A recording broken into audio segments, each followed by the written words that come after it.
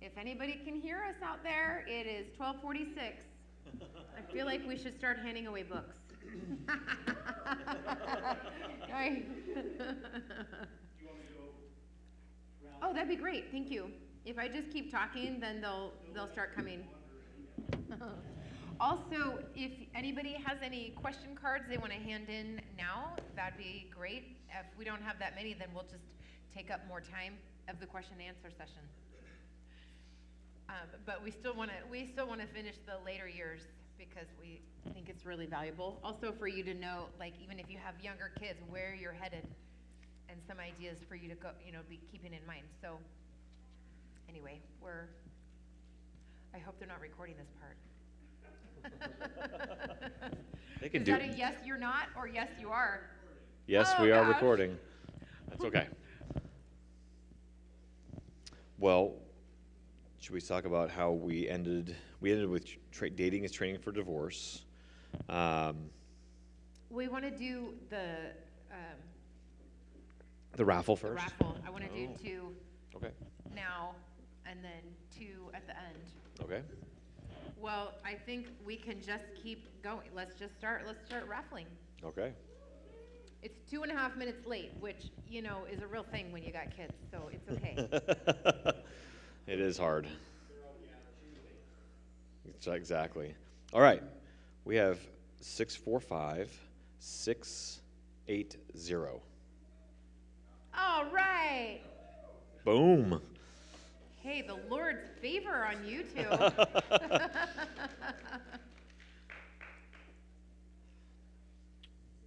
Yes, That's the other one. Yes, That's very right. good. Okay. So good. And second and last for the session right here is 645-637. They're probably out there. Well, they lose out. Unless it's yours. Do you have 645-637? Maybe? No. Oh, 637? Is that what it is? Yeah. Okay, I guess we're moving on. All right. Next one. 645-621. All right. Lynn. Oh, that sounds right. Okay.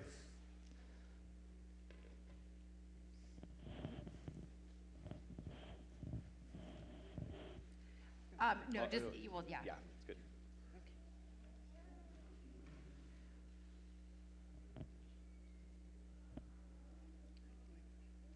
Yeah, they're all good options. It's hard to decide. Okay. Yeah, yeah. I like that one.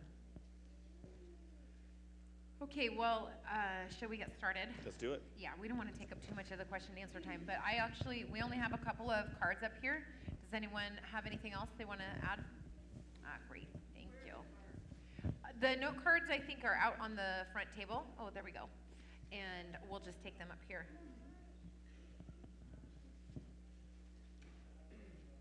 Thank you.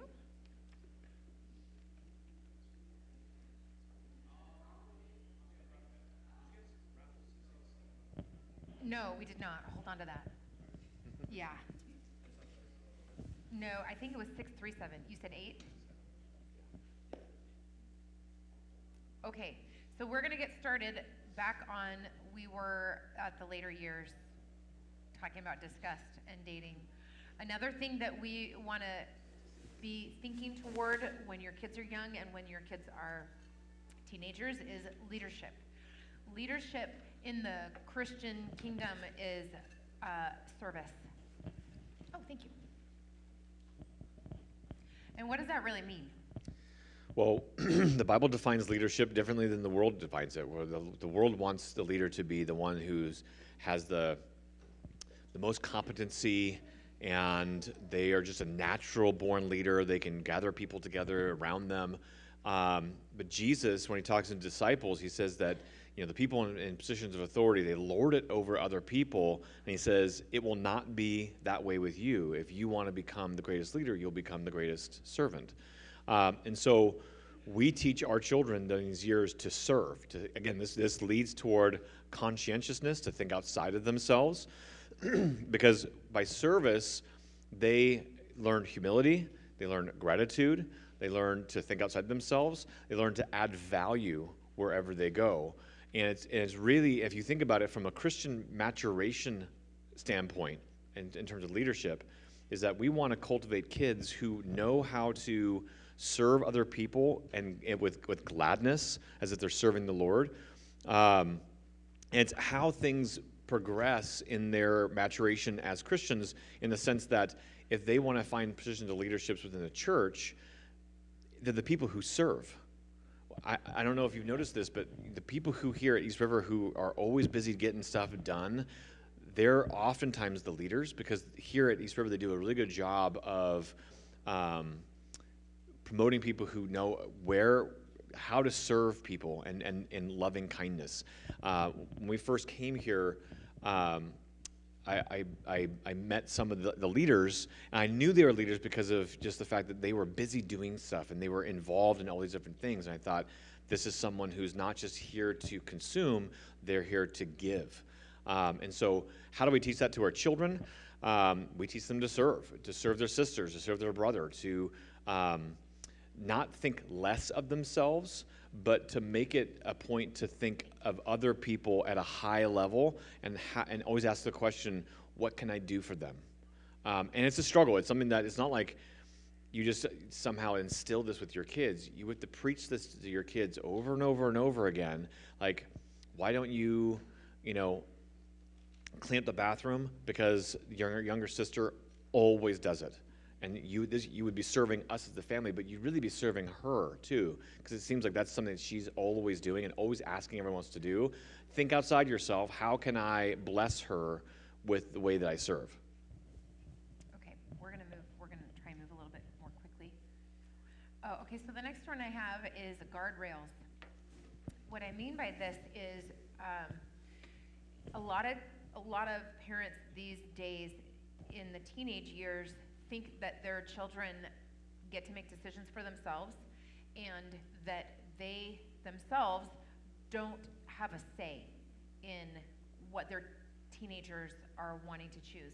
And one example I was thinking about, I was talking to this parent who had a daughter graduating high school, and she was choosing to go off to college, and she had a couple of different options that she had in mind. And his philosophy was, well, it's her life. She's going to choose, she needs to make that choice. But he also mentioned that the schooling was going to cost her like $120,000 in 4 years. And he didn't feel like it was appropriate for him to give her any direction about even what she would be studying for $120,000. Are you going to come out with a degree that can do anything with that? Or you're actually just going to come out of college with $120,000 debt? Parents have wisdom that children, teenagers, they still don't have. And so the idea of guardrails here, like they have freedom to drive on the road, but we have to be the guardrail when they're about to go over the cliff. We have to still do that as parents. And there's this idea in our culture that children are adults once they hit 18. I don't believe that this is a godly value. And I'll tell you where I see that in the scripture is when God is putting in place the law and the tabernacle and the priesthood. And actually when he takes the census, when he tells Moses they're supposed to take a census, and he's in numbers. They're numbering how many people there are. They counted at age 20. And then when you look at the priesthood and you see when they're allowed to serve, they're not allowed to serve until they're 25, which isn't actually the full service. They're allowed to train at age 25, and then they're not allowed to serve until they're actually 30 years old. So this idea that we have in the culture that all of a sudden now you're 18, now you're an adult, you get to vote, you get conscripted for the military service, you can buy a lottery ticket, you can get a tattoo. There's dozens of things that all of a sudden kids feel like, now I'm an adult. It's actually not true. It's not true. And so if we are changing the way we talk with our children, we should, as Christians, stop using the number 18 to call them adults. It's folly. It's actually led to destruction for a lot of young kids, especially when they're going off to college at 18 and they're leaving their parents' structured home and they're going off to this university that has zero structure and all of the temptations, all of the behaviors and experiences that are not valuable in the mind of an 18-year-old kid. And so I think that we as Christians have to change our mind about what is an adult. And we have to tell our kids that early. Actually, I have a friend who was noticing some lacking, I suppose, in her parenting with one of her children who's nearing the age of graduating high school. But they've decided, you don't get to go away to college. That's our rule. For the first year, you can take college online, or you can go to like a community college, but you are not moving away, where you spend the night off on a different campus. Because in our own parenting, we've seen some immaturity issues, and now we are seeing the fruit. And so now we're putting up a guardrail where we didn't know there needed to be one before. But why am I doing that? Because I can see what you can't see. And I am going to be loving enough to put a boundary where you don't know there needs to be one, and I don't want you to fall off of the cliff. Which I think is really bold of a parenting move that I really respect and want to, well, I mean, our son, he's 19, he's still at home. He didn't decide to go off. That's a longer story, but also with my 17-year-old, she can't wait to move out because she wants to start her own life. And so we said for her, no, not this first year. You actually don't know what's coming, and I know that you want to be an adult, you want to have some independence, and that's kind of a worldly idea. We don't want to be independent decision makers. But even in her desire, she wants to be an adult, a young woman, and I get that, but it's a not yet. Yeah, and obviously in the later years, that's when they need adult supervision, not just as much, but like they still need it. And this idea that it's somehow going to just one day stop really is kind of like just an American idea. Like somehow they're going to move out and they don't really need me anymore. They got to make their own mistakes and that sort of stuff. Well, there's to some degree, making your own mistakes is how the world is going to teach you.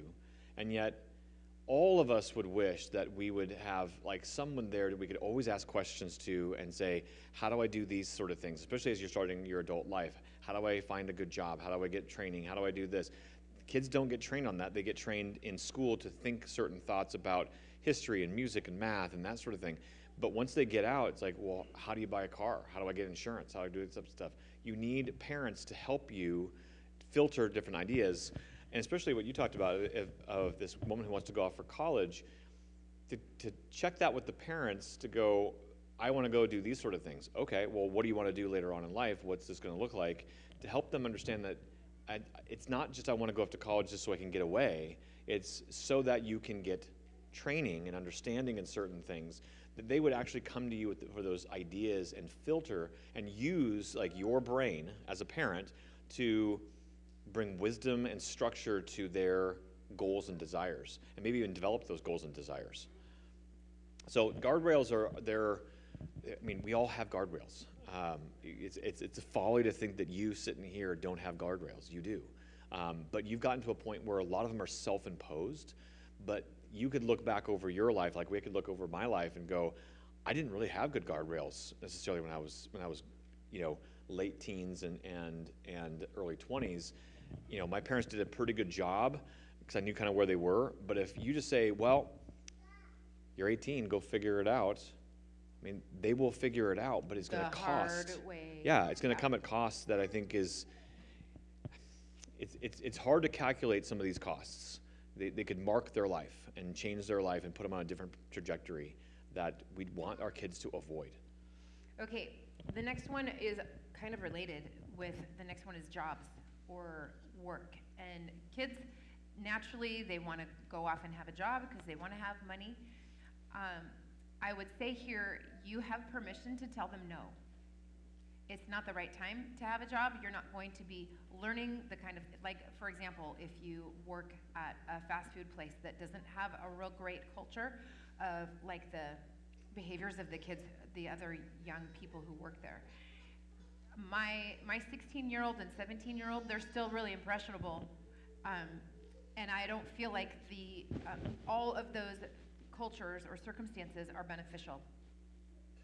So it's helpful to navigate and say, these are the few places where you're allowed to work, where they have adults who are really great. And actually, when our son, it was a couple of summers ago, he got to work for a man who attends our church all summer long, helping him get his house ready for the market. And it was so beautiful because he was doing physical labor outside in the heat, which had to stretch his comfort, and also to be around this really godly man. And so ask the Lord to provide. If you feel like your children are at a place where they are taking care of all of their responsibilities in schooling and also at home, and they don't have attitudes of disrespect.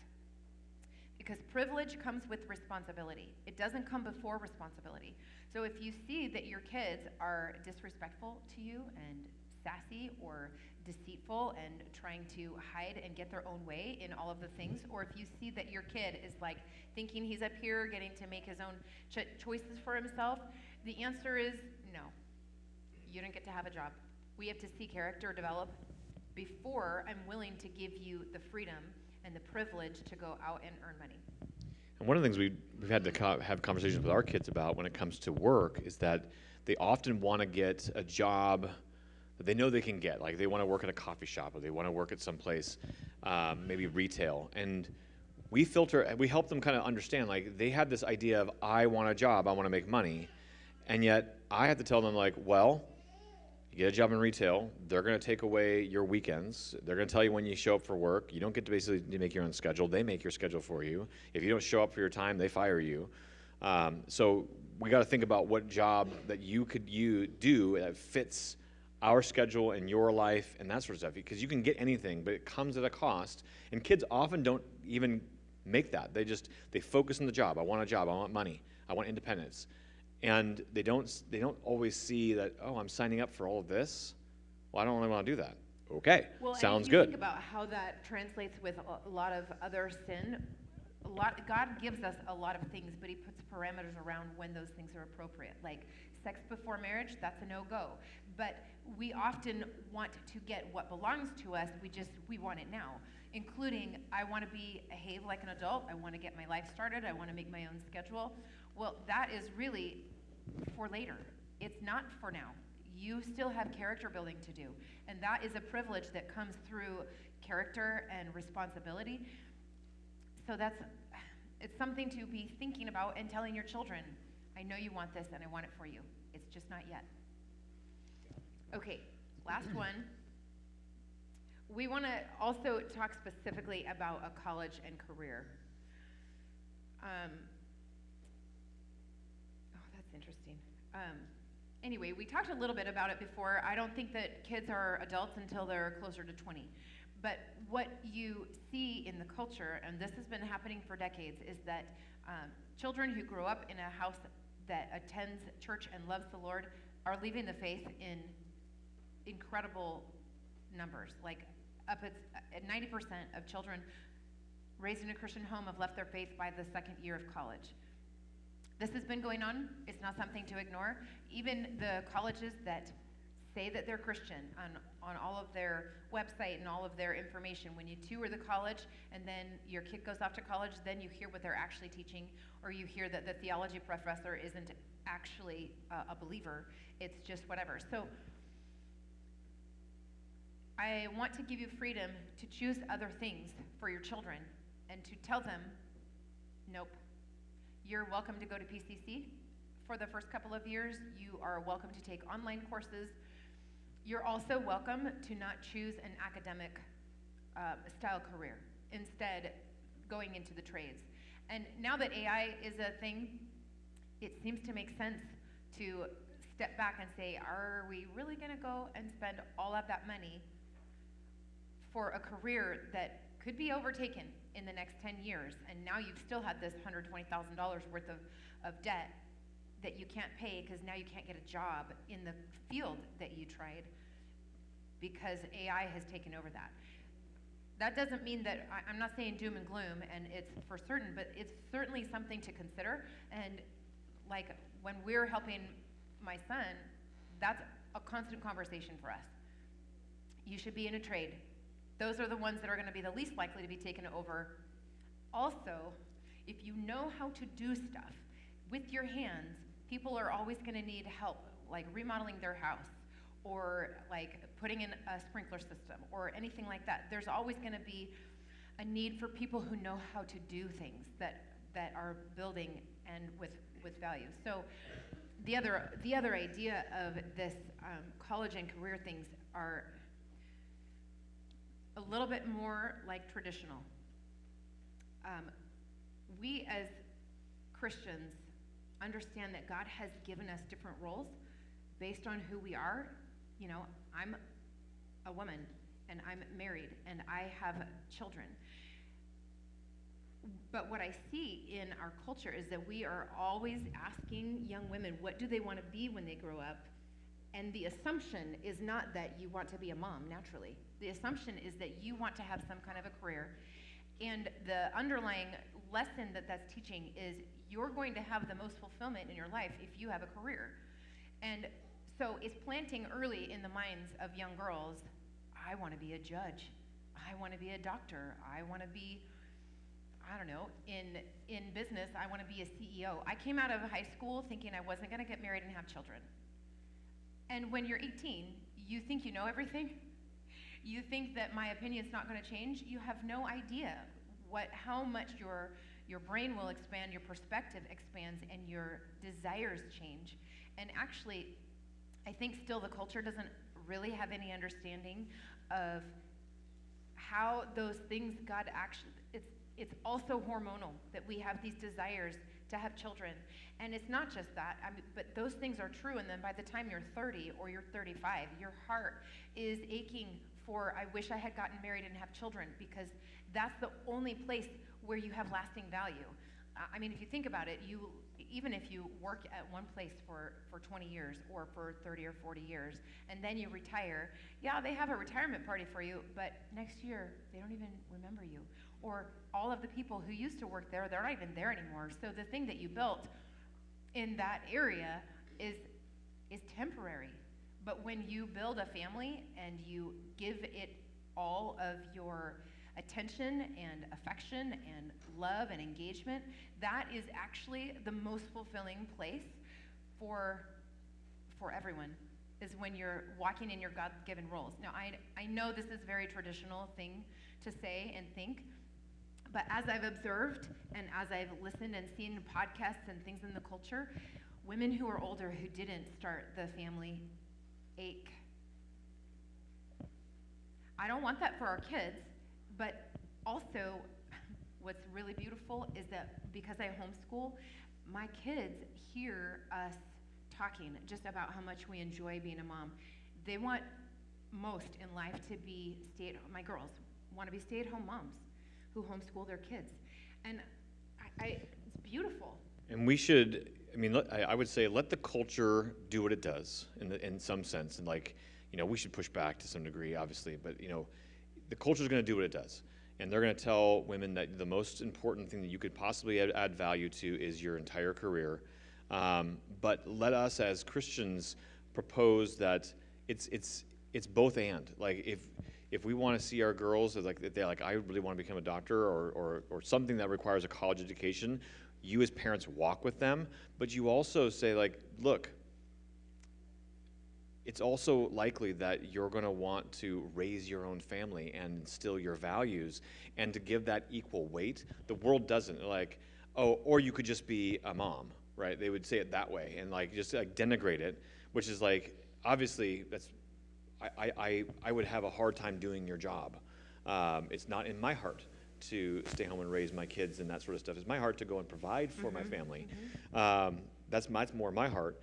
And so we as followers of Jesus, that we're we want to give equal weight to, or even more weight, but you're going to want this. This is where lasting relationships are. I remember talking with a gal at work where she said, she's trying to find ways to spend more time with her kids. I think she's divorced or single. And she was thinking about this one job that would allow her to work less hours but make basically the same amount of money. And I said, she's like, but I would miss out on these things. And I said, look, at the end of your life, when you're like, you have grandchildren, all that kind of stuff, the last thing you're going to tell yourself is, I wish I would have worked longer and harder. You're going to think, I wish I spent more time with my kids and more time with my family. So use that to help kind of understand, so I should prioritize these certain things in my life now. Because a lot of us have been told that the only way you're going to provide values is in the workforce. And your children, our children need us to be there present and raising them. Okay, so we're going to move on to the question and answer session. Do you happen to have my glasses? I couldn't find them. Okay, thank you. Does anyone have any extra questions you want to hand to us? I just want to encourage you guys that everything we've talked here, you can do this. I have every bit of confidence that you can instill these things. These are not beyond you. It will require, in some cases, a shift, in some cases, a significant shift.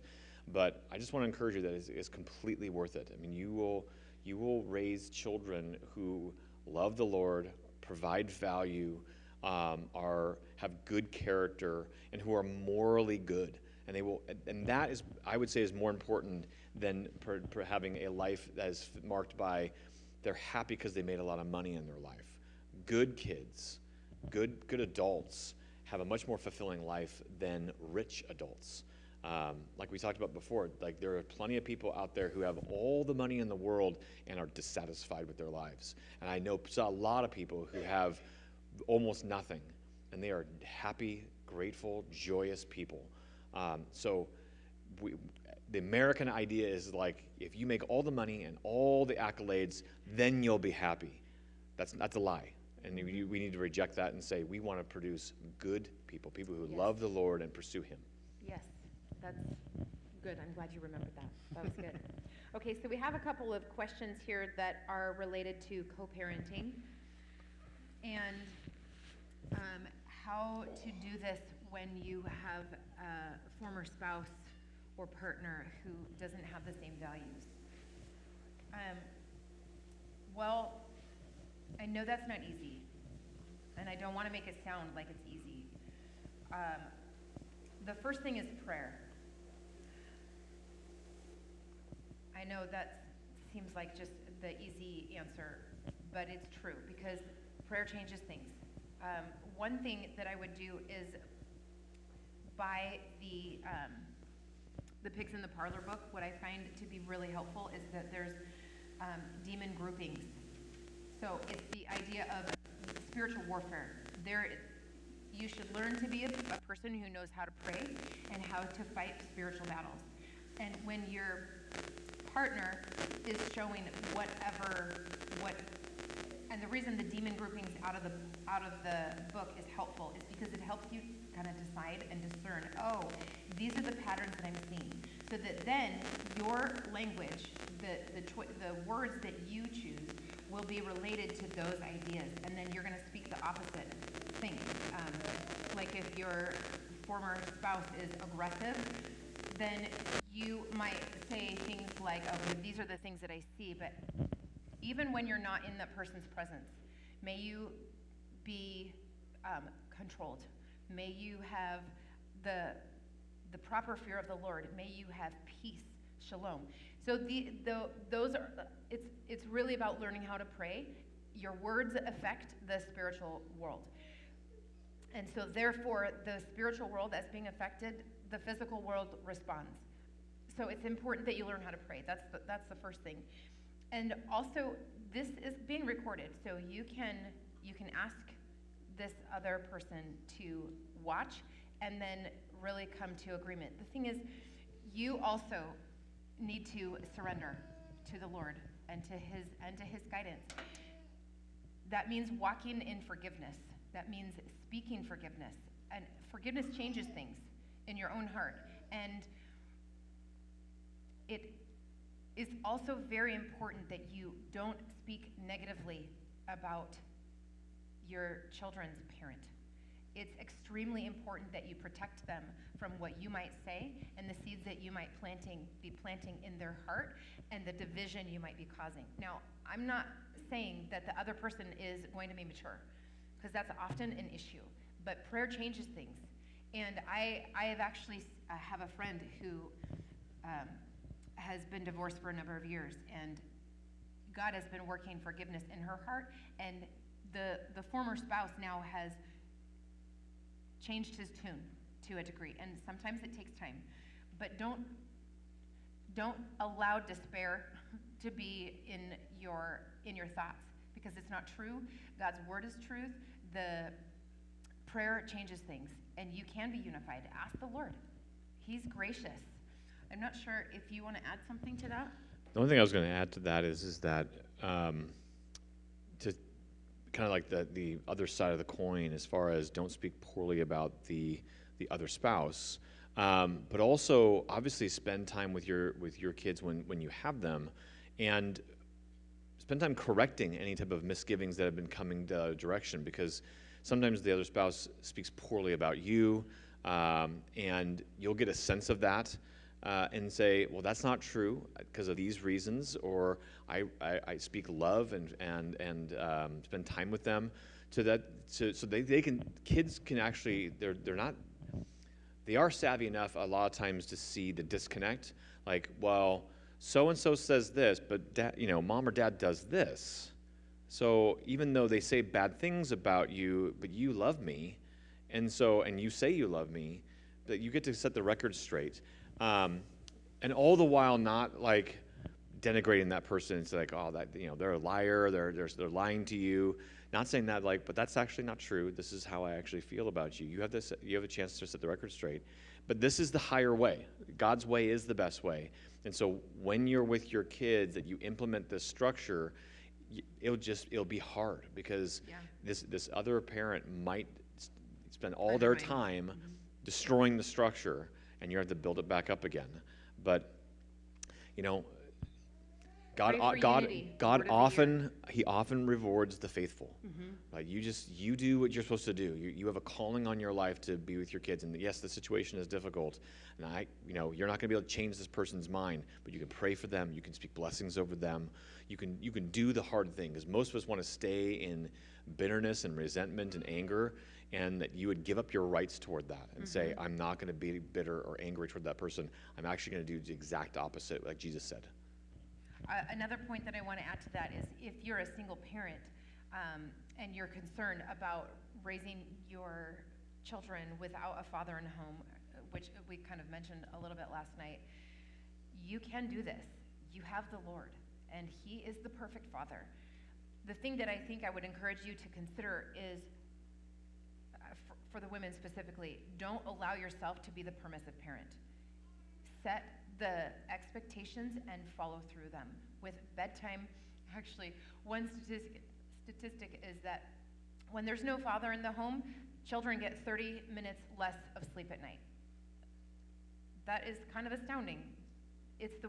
Often it's the fathers who enforce the bedtime when it's time to go to bed.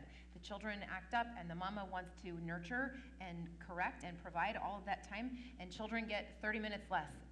Compounded over years, that's a significant thing. So that's one practical step of follow through and be more of an authoritative parent. And you can do it. Don't allow the enemy or the world or the flesh to tell you that there's no hope, that your kid is gonna be a statistic. That's not true. We bring it up to show you like the difference in comparison of styles and biblical way. That's the purpose, is to see the difference. But it's also not truth, and it's not truth for you. The truth is that God is faithful, and when you pursue the Lord, He will provide. Okay. I have a question here. It says, is it proper to raise or assert your voice? Or when is it? I mean, I think there's a difference between anger and raising your voice. Yeah, and definitely assert your voice, sure. I think there's the mom voice, there's the dad voice. I think that's a real thing, that you mean business. I think the hard part is that you train kids oftentimes that they won't obey until they hear that voice. And so you have to fight against that in some degree, and only bring it out when absolutely necessary. If you're doing it all the time, it becomes like this tolerance level. Like, my kids will only hear it if I start to yell or scream, and it's just a matter of volume for when they start to actually say, okay, now he's losing his mind. I better do what he says. It's because there's a tolerance and a training that happens there. And so is it proper? I'd say yes. I think it shouldn't be all the time. But certainly, oh, thank you. Certainly you're going to be able to use that in times and that will be effective. Also, it's fascinating. Once I started taking OSL, I started understanding authority, and I started circling everywhere in my Bible where I would see that word. And I asked God to teach me to walk in authority. And what's interesting of that is that his answer was yes. And actually, it was really helpful for when we had the foster kids, my voice changed. I started speaking with authority and command instead of, I don't know, having permissiveness in my voice, I guess, or a softness. It actually it's never gone away, which is good and bad because I speak with authority, but I don't always know what I'm talking about. Well, one of the things we were actually just talking last night about is the fact that we would often speak kindly to our kids, but we had to tell them that it was really a command. So we would often tell our kids. We started with manners. Right. Honey, would you like to help me unload the dishwasher? Right. It sounds like, I'm giving them an option, right? And we had to tell them, I'm just being nice. I'm using my manners. This is actually a command. Like, I'm just trying to be nice. Kids tried that. No, thank you. I'm like, oh no, you misunderstand. You're going to get up and go do what I asked. Yeah, and without being so, I get it. Especially this is I think this is harder in general for mamas who want to be accommodating and nice. Dads are usually a lot more direct. We don't mix words like, hey, go get me that, versus, hey, would you like to go get that for me? Well, if a kid's honest, they're gonna go, well, no, I don't want to do that for you. And it's like, well, I'm just being nice, yeah. And so I actually just want you to go get it for me. And so what Kristen's saying is, when we had the foster kids, she became more direct in her language, and she just said, get that for me, or would you please get that for me? It was a command instead of like, would you like? And I see this a lot. We're trying to be nice, but kids are smart in some ways. They're like, I don't want to do that. Like, no. Well, now you're going to give me 10 push-ups, and you're going to do it. Right, but the idea is that we want to change our language so that we actually speak directly to our kids at times, and they know that even though we're using our manners, we actually are giving commands. Can you be late to correct behavior? I'm not sure about this question. Can you be late? Do you mean too late to correct behavior? Can you come at it too late? Like if you find out something, 2 weeks later that happened, is that what that question is asking? Now you're calling that person out. Oh, okay, I see. In terms of, is it too late to start spanking? Is that what you mean? Or like, is there a behavior that is so fruitful now that is just beyond correction? No. It's not too late to address these things. How old are we talking? No. Yeah. No. Yeah. That's the beauty. You have all kinds of times to course correct. Absolutely. But even if your kids have already left the house, if you still have a voice with them, you can still pray. God changes. He does miracles. So don't allow despair to kick in like, oh, I should have done this or I didn't do that well. That's the enemy talking. That's not faith. And here's the thing. When you correct behavior that's been more or less entrenched, and even if it's your kid's 15, it's going to be painful for everyone involved, your kids and yourself. But you as the adult has to be able to be the one like, I'm willing to walk through this with them, to weather this storm because of what's going to lead to the other side.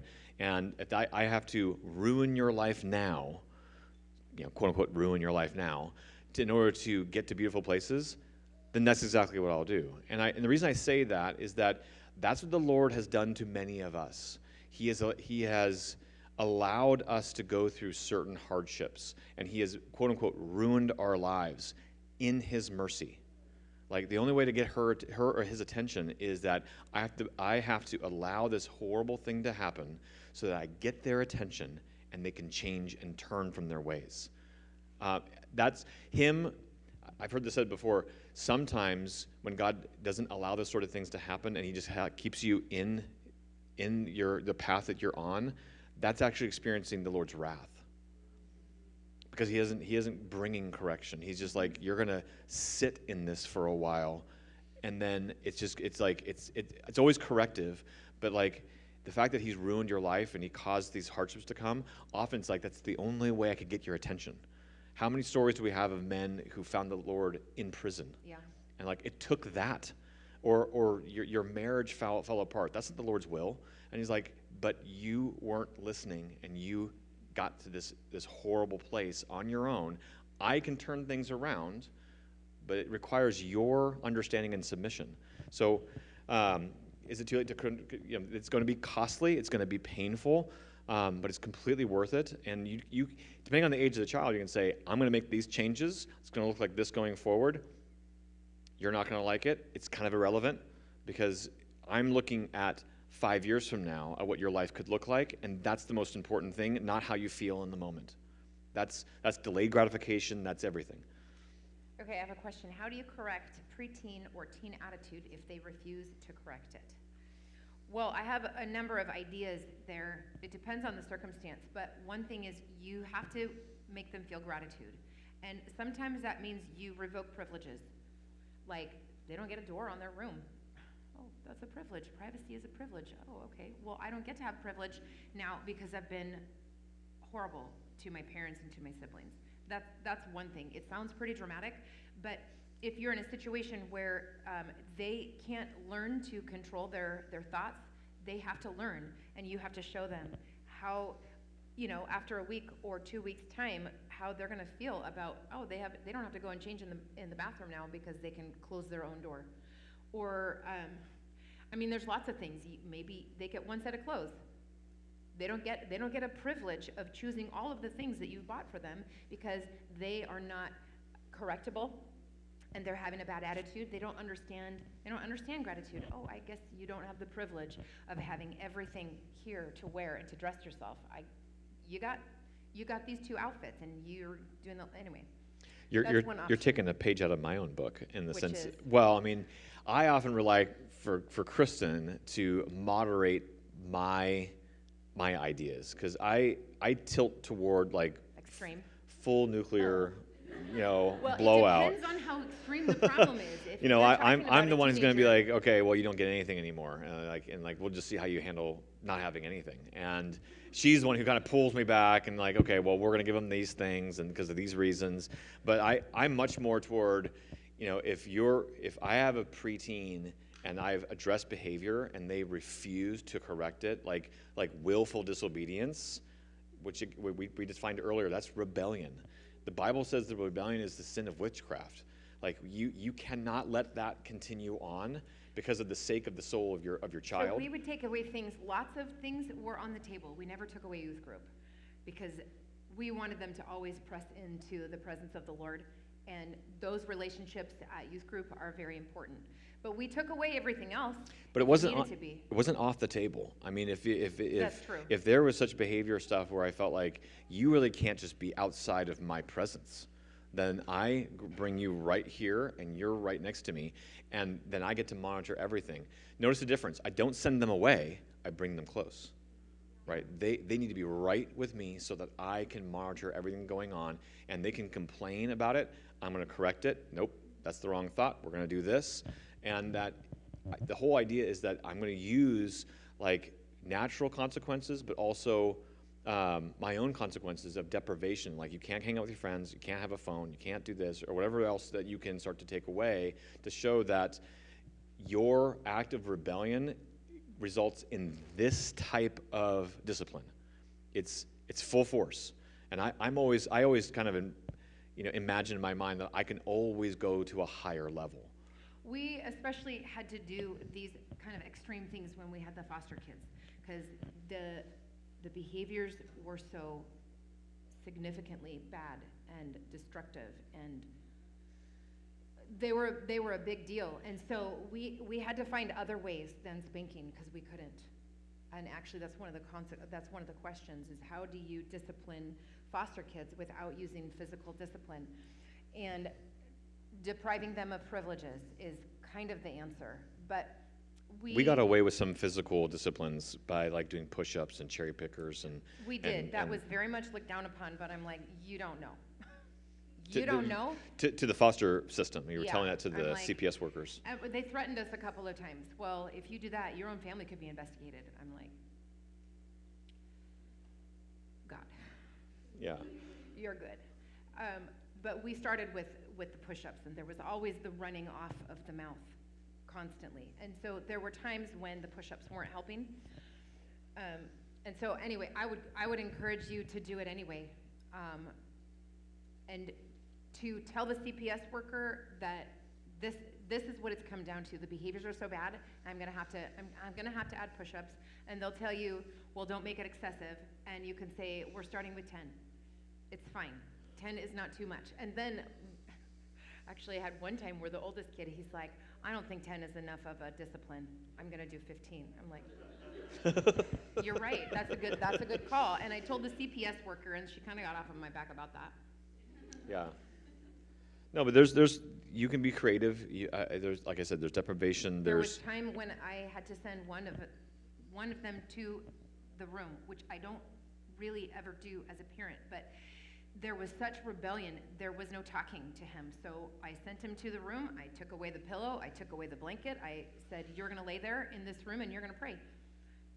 You don't get to do anything until you come out with a better attitude. And it took 4 hours one time. I imagine that would be really lonely and it'd be bored, but he clung to that rebellion for a long time. And then he finally came out. Yeah. The battle wasn't complete, wasn't over, but for sure we had won one battle. Mm-hmm. Okay, let's see. It says, how old should you start spanking? Well, I think that the answer is when you start to see rebellion. And it doesn't start with a spank or it's more like with a flick or a pinch or something. The moment you start to see it, and that could be, for some really advanced kids, it could be like 9 months or 10 months. And with other kids, it's more like 18 months that you begin with that. And yeah, so like when we had little kids and we had like just simple things, like they were in the kitchen and we had door locks on a lot of the doors, and we had like pots and pans and whatnot. We had one that was, I think it was Amelia. She was reaching out for the door, and we told her no, like that, not to open that.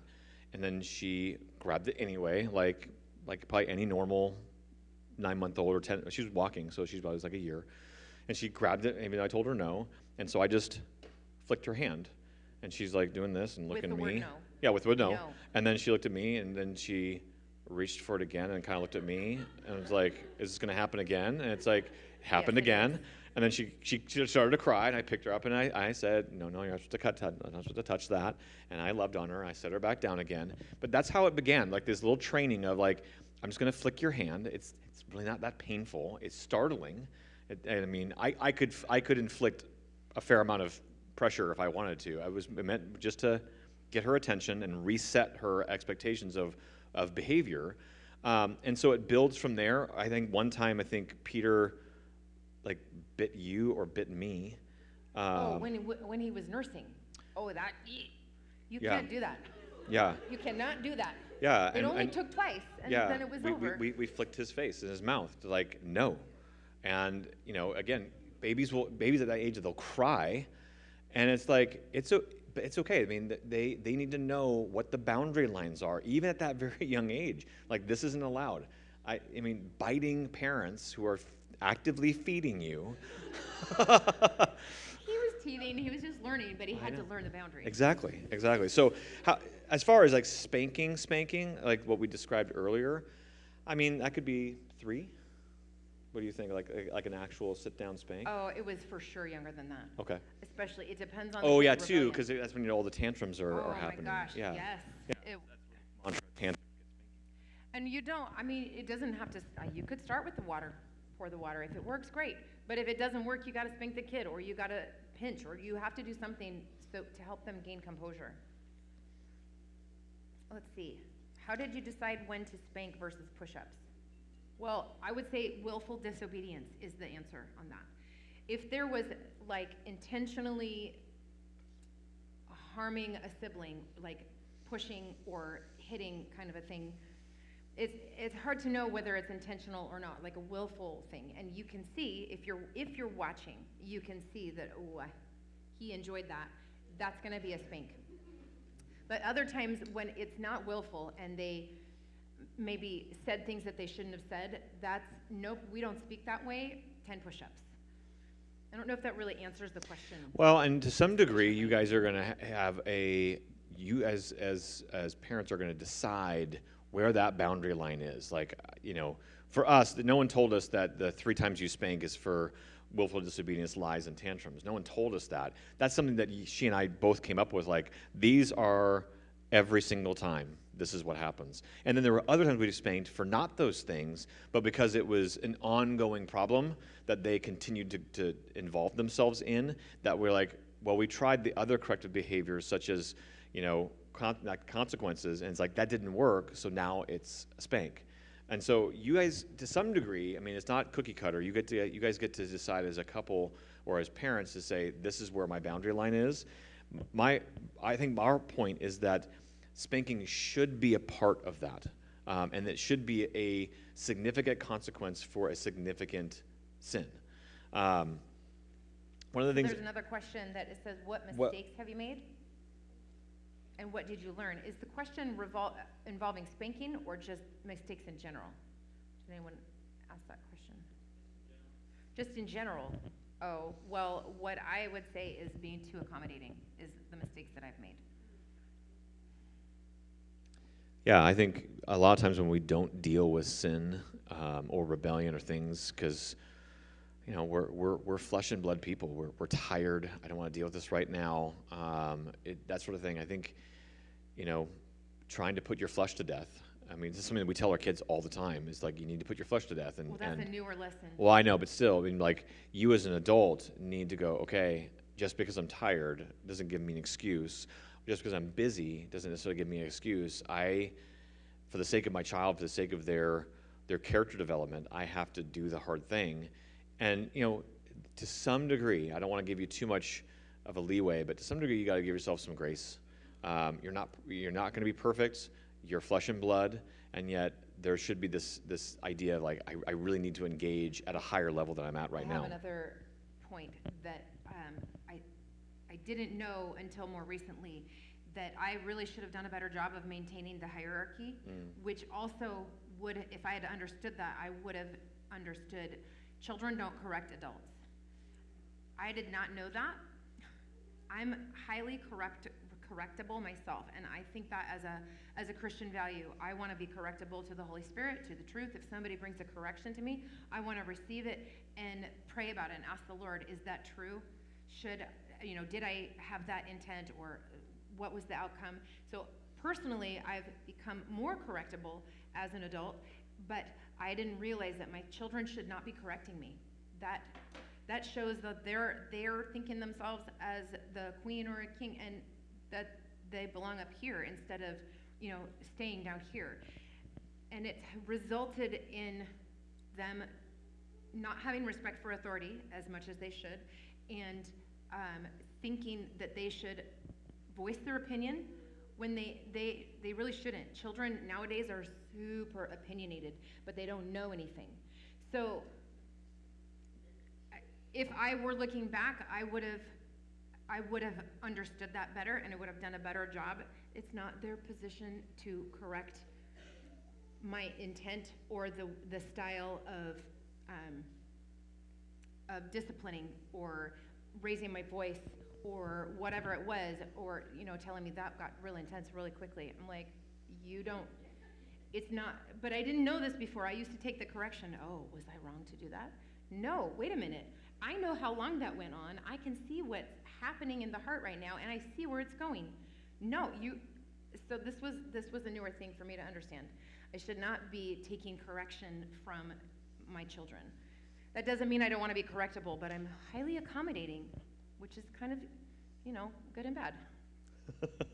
Well, and when we say that kids don't know anything, I guess what I want to just clarify is that oftentimes they just see things in black and white, and they haven't considered the other side. And so sometimes when we say that, like, they have this opinion about something, it's an opinion based off of really minimal knowledge. They have one side of the story. And then, the Bible talks about, like, everyone seems right in their own eyes until the second witness takes the stand and asks the cross-examination. It's like, oh, I didn't even think of those questions. And you as parents are the ones to do that, to fill that role. It's like, okay, you're very opinionated about this. You probably should have said that Asked more. a question instead of made a statement. Yeah, you should have asked a question or been more moderate in your statement. Like, it seems like this person feels this way about it, instead of like, they feel this way about it. I can't believe they think that way about it. It's like, well, you're entering into the whole discuss level because you haven't even actually considered the other side, and you as parents need to Or any of the other sides. or There any could be other 20. side. I have one other thing to say about this, where, like, how young should you avoid spanking and when should you start spanking? One of the things we didn't talk about is that obviously you're in a store. Can't spank your child in the store. That's bad. You're going to have a hard time justifying that. Even you may not feel comfortable flicking in the store and that sort of stuff. But we often did like the mom grab, Oh, yeah. where just You will calm down. You will be quiet. You will get a hold of yourself. okay. You will calm down. Yeah. Yeah, I mean, I think just those sort of things helped us with our kids reset their whole demeanor, just to grab them and just This is unacceptable yeah. behavior. And you can be quiet. You can get close to the ear. You're not going to behave like this. You are 3 years old. Some people will see that as like, you're just being a big bully, and it's like, Wrong. I'm using my size and my strength to wrangle them in and go, you need to calm down. We're not using size and strength. We are using our authority.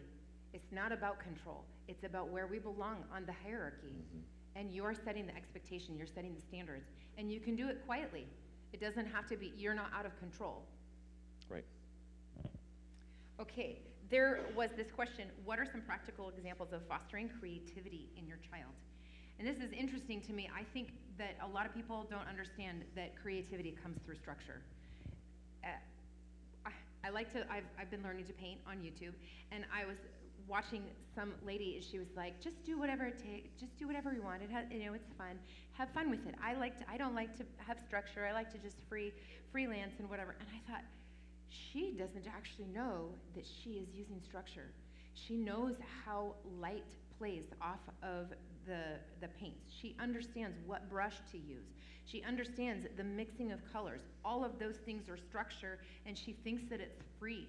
And she has this free spirit. She doesn't even realize she went through the grammar stage, which is the gaining of information, and she went through the dialectic stage, which is learning how to make connections, and the rhetorical stage, which is now you are becoming the teacher. You can start teaching other people. She doesn't know that she went through all of that naturally. Now, we study, we use a classical model of education in our homeschooling, so I've come to understand that creativity actually comes through structure.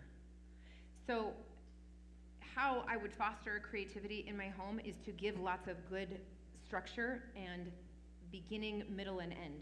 And I would also put into practice lots of hobbies. Try all of the hobbies. One thing that we did, we had one year where the girls did dance and another year where the kids did Oregon Gymnastics Academy, and another year where the two played soccer, and then we tried lots of different things, and then we always had like creative hobbies in the house. Peter got to do blacksmithing for a year. That was what it wasn't a whole year, but that was what we did for Christmas gifts one year, was to do experiences. Eleanor got to go take a cooking class. And the point in classical education is you try multiple things and you look and see how they go together, how they're connected. And that's the place, I think, where creativity gets to flourish, the right kind of creativity, instead of like just this I'm free to do whatever I want, and it doesn't actually necessarily produce something good. There was an example that I was reading, I don't remember where I was reading it, but these students, these art class students, had a task, and they had to present one perfect submission by the end of the class, and they were going to be judged. That was their entire grade. And some of them waited, and they worked on that one thing that they were going to try to provide, and then the others just did hundreds of them all term long. And the students who did it over and over and over and over again, they were the ones who produced the most beauty at the end. That was the trial and the error in the structure. So if you want to foster creativity in your home, turn off the TV. Get rid of the screens. Stop doing video games. And learn how to crochet. Learn how to cook. Learn how to do art. Learn how to also woodworking. Peter got to learn how to do woodworking. I think what I would add to that is a couple things. One is that I'm assuming this question is fostering creativity in a child means like giving them opportunity to be creative. True creative people who are just genuinely creative, many of them are actually just born that way. Kids are obviously very creative. They're very imaginative. Maybe that's a better word, is they're very imaginative. They can think of a bunch of different things and act in their minds. And so the practical thing is, I think I totally agree in the sense that, you know, there is structure within creativity. There is a way to foster creativity by giving them examples of what to do and then let them kind of go with it. We listened to this teacher at a school in Britain. It's like the best school like in all of Britain, and it's like for many years running. And her big thing was also, you must tell kids what to think, and that in order to be truly creative and innovative in a certain area, they have to learn a lot about that. And she used this example, like if someone told me to like create a brand new electric vehicle, I don't know anything about cars. I don't know the first thing about how to innovate and to create a new electric vehicle, because I'm not in that space. You know who the people who can innovate are? Auto people. People who've studied auto mechanics and know the ins and outs, and those are the ones who can innovate to a whole different level because they understand what the limitations are and where they can start to push boundaries. And so our kids, when we start to foster creativity, it's like, let them do a bunch of different creativity stuff, but not this flood mentality, just do everything. It's like, well, do this, do it like 100 times so that you understand what not to do and what to do, and to have them understand that creativity comes through a process. Okay, let's see. What encouragement do you have for parents of teenagers who did not do the hard work in the early middle years? Well, my encouragement is that God is good, and his word is truth, and he says that he works all things together for our good. And so the first thing is the knowledge that we need to course correct. And I think it's also really valuable to apologize to your kids. And to the Lord. You know, sometimes you repent because you didn't know something. Sometimes you repent because you should have known better. And other times you repent just because you want to surrender and you want to lay it all at his feet. You also, I think it's valuable for you to tell your children, I see now where I should have done some of these things that I didn't know to do, or I didn't feel like I was able to do, or I wasn't supported in doing those things. And tell your children, I'm sorry, but from now on, I'm going to do better, and I want to see you thrive. And some of the ways that I see you not thriving is you don't have a good handle on your attitude or on your emotions. They tend to drive you instead of you driving the circumstances and your emotions. And the point I think there is to tell them, but I love you, and I actually want your good, and you don't necessarily know where you're headed, but I'm watching and I can see these things. And I'm the person, the mom or the dad, who loves you the most in the entire world. You will never have another relationship that is like this relationship.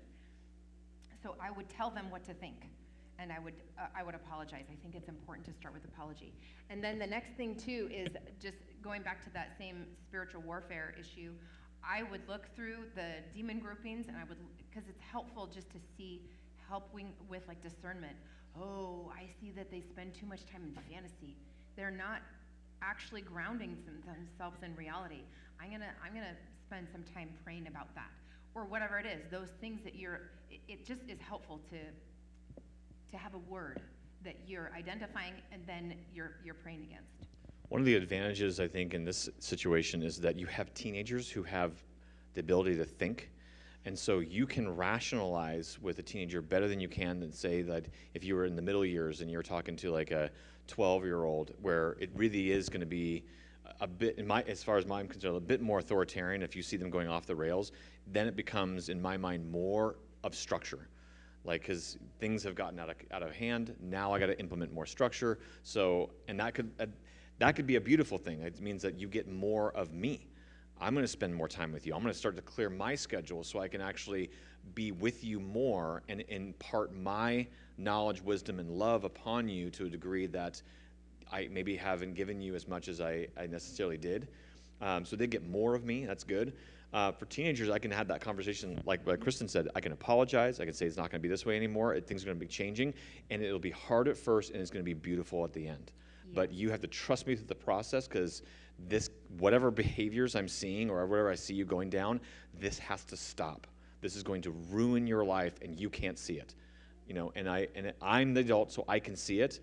And you apologizing goes a long way, because it shows a bit of humility, and it shows that you're correctable, but you're not necessarily correctable to them. You're correctable to the Lord. You're saying, like, I've been convicted by this. I'm going to make changes. And that also is a way to teach them that all their life they're going to have to be correctable.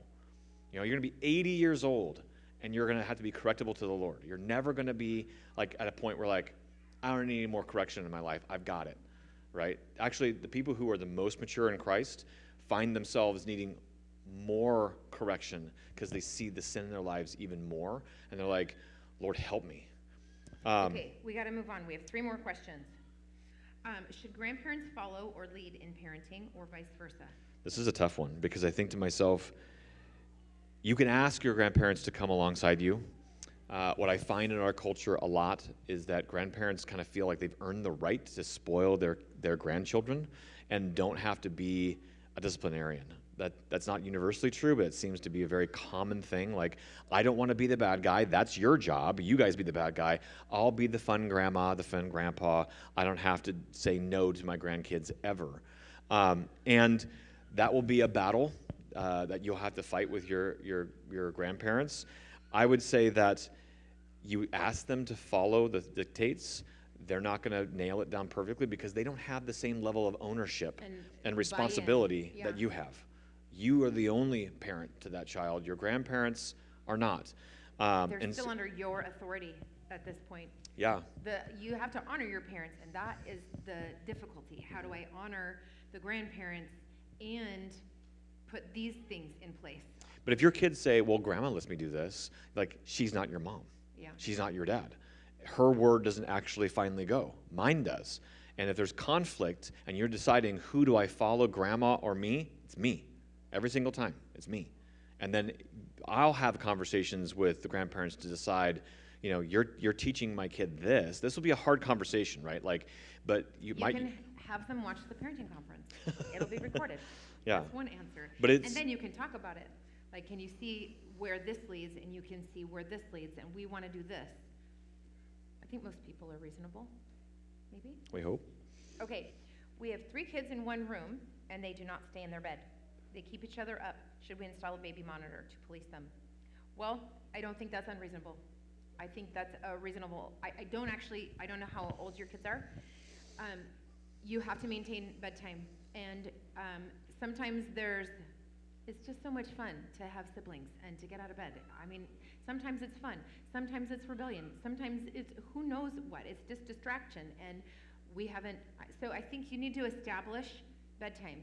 It's very, very important. And we had 3 kids in one room for a while, and Amelia was just newly in a toddler bed, and she would get out of bed. So we ended up putting her to bed first, and then putting the other 2 to bed when it was time to go to sleep, because those 2 didn't interact the same. Amelia would go and get all of the other kids excited. I know, this is so cute. And no, you can't do that. So that's one option. There's a lot of practical things here. Sometimes I've known times where we've done this with our kids where we noticed that these 2 didn't do well together, but these 2 did. And so we would put those 2 who did go to bed together in one room, and then the other one went to bed in our bed. But this is a time when we weren't going to bed all at the same time. They would go to bed in our room, and then when we went to bed, we would carry them into their bedroom and put them in there that way. And it's just... We didn't do that much, though, during the day. The kids who don't get along have to be made to get along.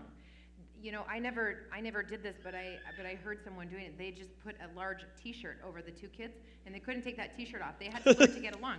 It's not okay. You don't separate the children, and that's what the modern theology is, oh, well, if they're not getting along, you should separate them. They just need their own privacy. They need their own time. That's not true. It's not going to bear the fruit of unity. They have to learn. And sometimes you have to step in and you have to discipline that or spank this or whatever it is. But they don't get to not work together. That's not going to bear the right fruit that you want. But as far as bedtime, you have to make sure that they go to bed. And there were times, like when the kids were toddlers and they were getting out of bed, that we had to stand there in the door until I didn't think of the baby monitor. That was a good idea. Well, back in our day, they had baby monitors that were basically just like radios. Using that to watch yeah, there wasn't. Whether they were asleep or not. We didn't actually have the ones that were the video. Yeah, the ones that are video are nice now. Well, yes, but the other thing is, I would spank for kids getting out of bed. If your kids get out of bed at night, you have to set the standard that this is not allowed. When I tell you to go to bed, you go to bed. You can lay there with your eyes closed and your mouth closed. And I think that the baby monitor is fine, because what it will do is it's temporary. Because you'll hear that and you'll discipline it. You'll hear it again, you'll discipline it. And then your children will know, oh, my mom's watching. I better go to sleep now. It could be just a month that you have to do this with the baby monitor. I think that's reasonable. And last one, it says, we have 2 minutes. We can do it. When your children are trained to joyfully submit to authority, how do you teach them to stand their ground when an authoritative figure is trying to make them do something wrong? My answer to that is that, so you train them in righteousness and in truth. And the idea is that we don't obey authorities who are asking you to do something that's wrong. That's a very much a Christian value. Like, it tells us to submit to authorities unless they're telling you to sin and to do something against your conscience. Then you get to disobey authorities, and it's godly to do that. It's not like you get to just do what the culture does. Like, if you think about it in terms like government, the Bible's going to tell you to submit yourself to the government in all these ways. And yet there's room for the fact that if they're asking you to sin or even break your conscience, like in I think it's in Romans, if it breaks your conscience, or it's actually Hebrews, it's that you have the moral right to say, no, I'm not going to do that. If you're in Nazi Germany and they say you want to turn in all the Jews, you don't do that, even though you would be obeying government authorities. So in something like this... The difficulty, though, is to know when that's appropriate to step out of that. And we've kind of walked through that a little bit. Well, I think mostly everybody did, walking through that with COVID. But something that I would say to this point is that your kids don't have the strength, I think, or the fortitude to do that when they're young. Mm-hmm. And so for us, we didn't put our kids in a position where they would have to decide that. They didn't do sports where we weren't around. So there wasn't an authority coach figure. We also didn't have kids in public school, so there wasn't a teacher doing that. I think probably most teachers are good, especially if you're like at a Christian school where there is a standard that you have to be a Christian in order to teach there, things like that. I don't think that they're probably going to be put in a situation where the adult's telling them to do something wrong. But as they grow in privilege, because they're growing in responsibility, our kids have gone to like the public school ski team. And so they've kind of moved into places or times when they have other authority figures over them. And thankfully, we haven't really had that. But my thought about that is don't put them in situations where they might not be able to be strong enough if adult is asking them to do something wrong. I have just one final thing to say about this is that we had to make some hard choices with like people in my family that were not good character people at the time, and my kids were young and influential, and this was a grandparent, and we just felt like we need to limit interactions with that grandparent because he was not speaking truth. And my fear was that he's going to influence them in a very negative way. And so we just kind of took some time away from that. It caused a lot of strife. It was difficult. It caused, it required us to walk a very different and a difficult path. But eventually it resulted in restoration to that relationship. And it got to a point where I felt comfortable with my certain age kids who weren't as influential, who could see right from wrong. And then for a while, it became a chalk talk type scenario where they would come and we'd be driving home and they'd be like, he said this. And it wasn't like inappropriate, it was wrong ways of thinking. Discerning. Yeah, and they were telling us, and they're like, that's actually wrong. He should actually not have said that, or he's thinking wrongly about that. And it gives us an opportunity to speak into their lives. But they were older, like 6 or 7 or 8, somewhere on there. But in the earlier years, when we felt like they were a little too influential, that was just like a no-go for us. And so, believe me, I understand that what I'm asking you guys to do. It's because we walked it before. It's hard, and yet these are your kids. They're given to you by the Lord to shepherd them, and you're going to have to make hard choices that the culture would absolutely not make because it's like, well, they're your family. They're supposed to be in your lives. Yes, but not if they're going to bring chaos and destruction into my kids' life. So that's it. If you happen to have any other questions that come up to your mind, feel free to ask us anytime. Obviously, we're passionate about this subject. And so, anyway, you're welcome to ask us anytime. You're going to be great parents. I know it. Yeah, you're here, which means that you care and you love your kids. And so God's way is that you guys would be blessed, that the children would be an inheritance to you, and that they would grow knowing the Lord and enjoying relationships forever with you guys. Do you want to just pray real quick? Yeah. Heavenly Father, we thank you so much that you have provided the space and time for us to come together. Lord, again, you have great plans for people your people who love you and serve you, that you've given us children as an inheritance, not only for their sake, but also for ours, Lord. We learn so much about ourselves and learn so much about you. As being parents, we understand what kind of a parent you are, that the love that we have for our kids is a shadow of your love that you have for us. Lord, would you go before us and help us to do the hard work of implementing these ideas and these actions in our kids' and our own lives. Lord, we look forward to the fruit that we're going to see here at East River and in these children's lives, that they would be strong in their faith in you, that they would have great relationships with their parents and their siblings, and that they would be blessed all the days of their lives. In Jesus' name we ask, amen. Amen. Also, if you have the CPS question, would you come talk with me so I can mention something? Everyone is falling down to worshiping and casting crowns holy. So thank you. We still have, pull out your, we have two more. Pull them quick because we got to get their kids. All right. 645-698.